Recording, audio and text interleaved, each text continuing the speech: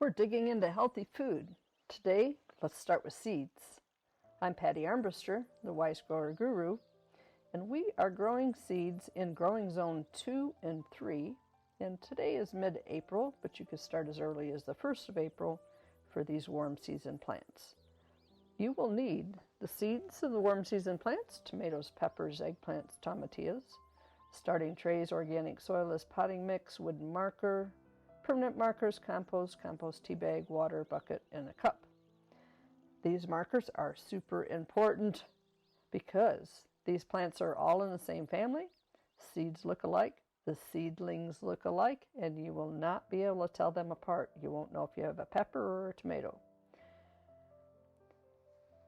So you're going to take your tray and dampen your soil, fill your tray with soil, level it off, add 1 seed per cell, pat it down a little bit, add a little bit more soil, and then just enough water to dampen the soil.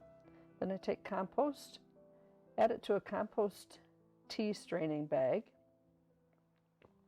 You can get those online or at a local gardening store. Now you're extracting the microbes off the compost and into the water.